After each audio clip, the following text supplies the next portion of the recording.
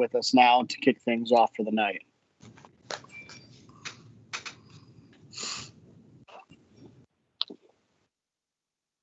Yeah, Cameron, you start us off. Yeah, Bryan, obviously you knew coming into this year you would probably lose some people eventually to COVID. But to lose this many on one side of the ball, on your side of the ball like that, as a coach, how do you deal with that when it comes all at once? It's not like here or there, a few weeks. It just comes almost like a horde of people right away. Yeah, what Cam, once it initially happens, it's a big shock because nobody's ever been through anything like this in college football or NFL, no matter what, ever. So you really don't know how to actually deal with it, But the one thing we've done is just kind of going with the flow and just trying to figure out one day at a time, and figure out who's going to be with us, getting the guys ready that are available. And then just hoping and praying that, some of these guys are able to come back from quarantine, before we play on Saturday and just see how that thing works with the testing and things of that nature. So it's tough, man. It's really tough. This COVID year is some like no other. I can tell you that right now. But we're just fighting and praying and working the guys that that are available right now and trying to meet with them as much as we can, versus with the NCAA rules and things of that nature. So it's tough, but we're battling with it right now. Michael.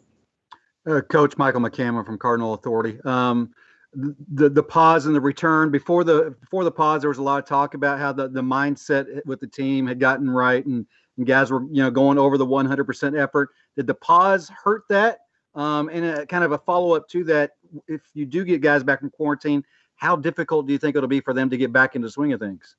Well, the first part of your question, Mike, I think this. I think anytime you're having the success that we were having, defensively, for those last couple of games, playing really, really well and practicing really, really well, and then, like I said last week, those guys, pop positive, and then you got so many guys that are out quarantine-wise, and you got a number of your defensive starters out and a number of your key backups out. That it took a blow. It really did. We took a blow with that, and you could see it, within our guys. But the one thing they did, they fought, man. They fought really, really hard in that game. It's hard. It's really hard. Losing guys like that.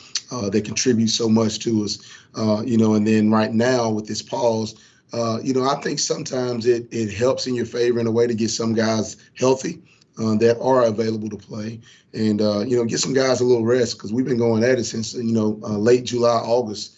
And, these guys' bodies get banged up a little bit, so I think those couple of days we had off, I think some of the guys came back a little bit rejuvenated, and they came back in these last couple of days have been awesome practice-wise. So I'm hoping and praying that it doesn't take our juice away a little bit. But I hope that the guys continue to just fight and next man up mentality. We still have a lot of guys out, so we'll stick to what we know, and that's playing hard and seeing what happens. Jody. Bryan, hey, it's Jody Denlin, Cardinal Authority. Is that maybe as a coach the hardest thing to do because you can teach and coach and get them up to speed on the game plan, but if you have a new guy that might come in or a new guy that might go out, I mean, it's almost like you don't know each day what's going to bring. Is that the hardest part for you guys as a staff? I think absolutely, Jody. It's like you're shuffling a deck of cards, with some of the guys that you're playing and may be here, may not be here.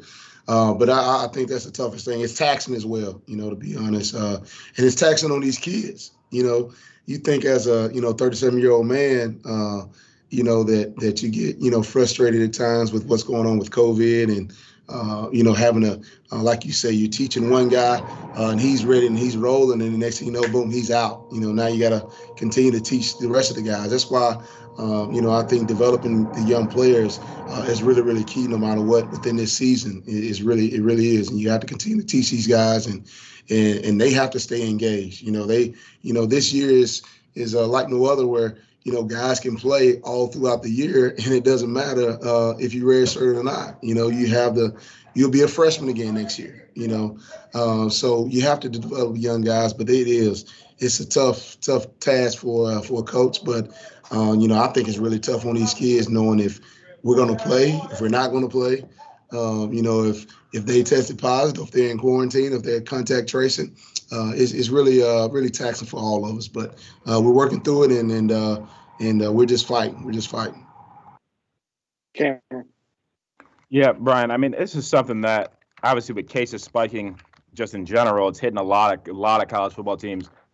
Is this something when you're dealing with this, you talk to maybe other coaches around the country, see how they deal with it, or should say coordinators around the country, see how they deal with it, or you deal with kind of your own experiences, or how do you deal with this, or kind of what experiences do you lean on to deal with something like this?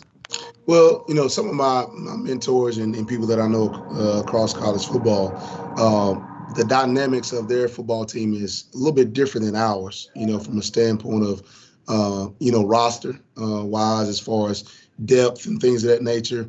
So it's a little bit different for some guys. Some guys are able to cross train, receivers to play DB. Some guys are able to cross train some offensive linemen to play D line. Unfortunately, we just don't have that luxury right now. But I think, in the near future, if this continues, I think we will depth wise. So we can get some, running backs to possibly play, linebacker or something like that. You just never know. But yes, I have, and some guys do that. They're cross training some other guys. Some guys are, as far as practice wise, they meeting and doing some walkthroughs with some other guys that could possibly play, D-line or linebackers or things of that nature. So, we've done a little bit of that, use some other guys on our team a little bit, but not to the extent like some other people are able to do that. So, but yes, we have reached out to other people. Michael.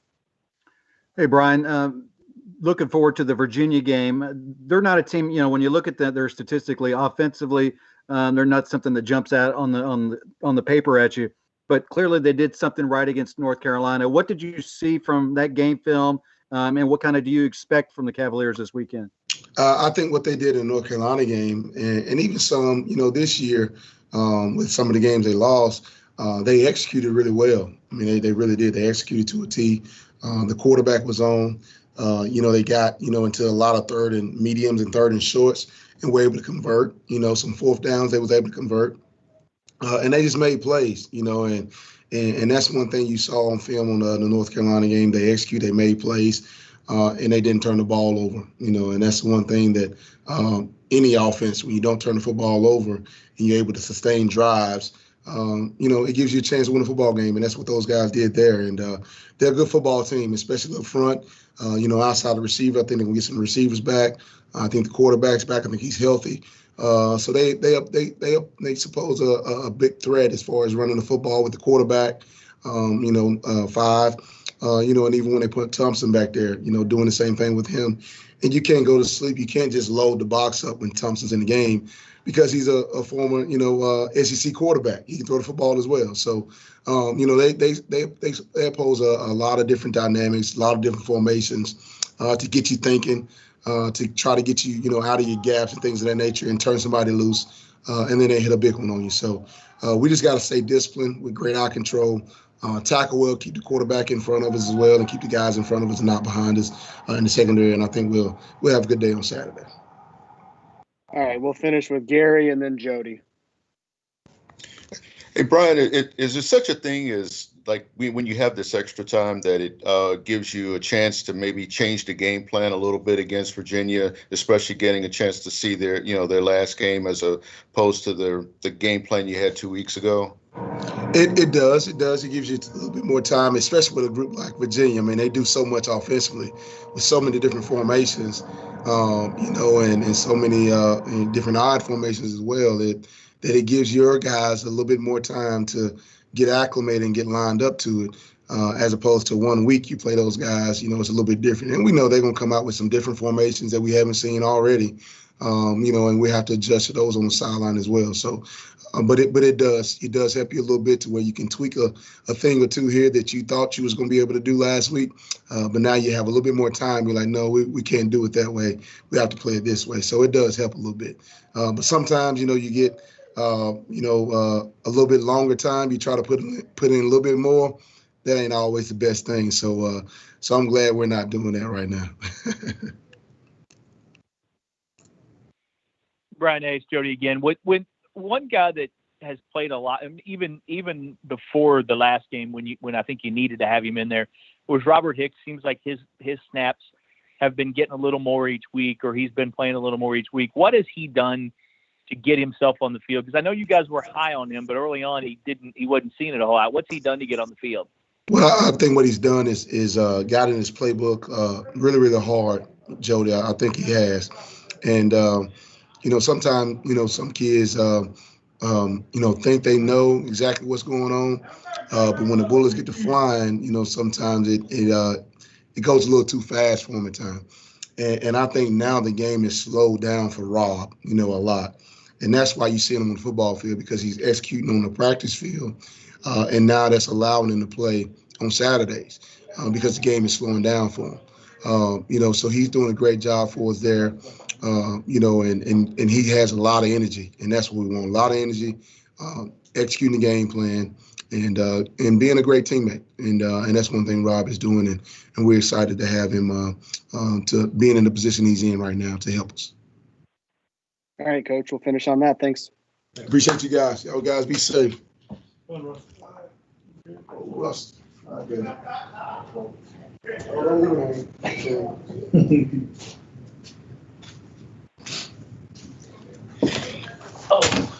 All right, we'll switch gears, and you guys can let me know who's got questions, and we'll get started with Russ Yeast.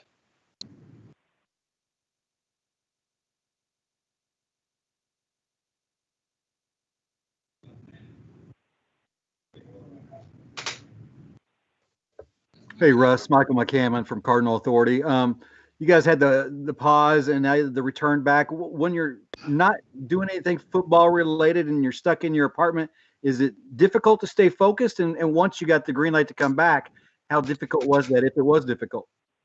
It's not really difficult. It's our job to stay locked in. So we just have to be leaders and do the best that we can to stay focused on the game that we have coming up, and continue to watch film and do all the things that we don't have to do at the facility during the pause. All right, go to Cameron and then Jody. Yeah, Russ, obviously there's obviously the cliche of next man up in sports, but usually that's just when one guy gets hurt and then it's like his backup. When you guys have so many guys out as a leader for this defense, what are you telling guys to keep them focused, keep them prepared when you just don't have the depth that you may have had the previous week? I mean, it's just the story of the year 2020. I mean, we knew coming into the season that this was a possibility. So we just have to stay strong and be ready to go. And everybody has to prepare like they're a starter and prepare like they're going to play, because you don't know when it's going to be your time up and you're going to be out there playing and the game is on you.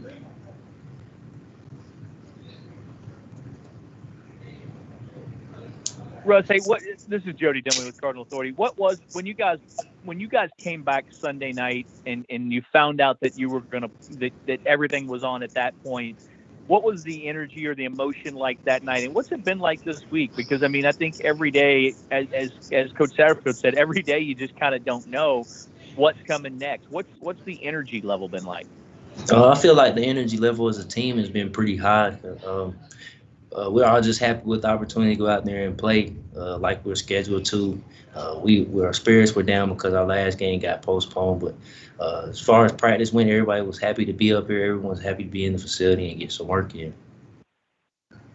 Cameron. Yeah, Russ, before the Virginia Tech game, defensively, you guys were on a pretty good roll when everybody was there.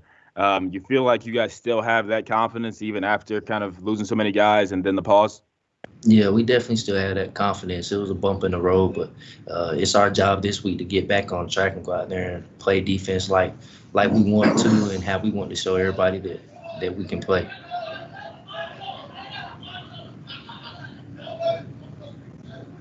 All right, anybody else got something? Yeah, I guess I'll go one more for Russ.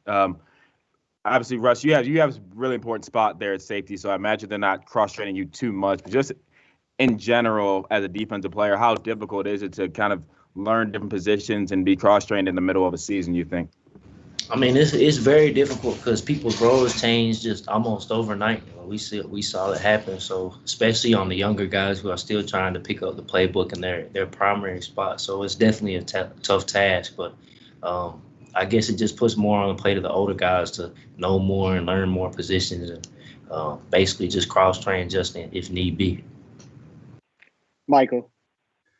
Russ, you mentioned that the energy and everything's still high, but with the game being postponed last week, does this feel like a regular game week, or does it feel a little different, maybe like the start of a new season? What's it feel like? It still feels like a regular game week. I would say last week probably didn't feel like a bye week. I think that was the main difference. But so far this week, everything's been normal. We're ready to go play Saturday like it's a regular game week. All right, last call before we wrap up. All right, we'll wrap on that. Thanks, Russ. We appreciate it. Thanks, everybody, for being with us. Appreciate y'all.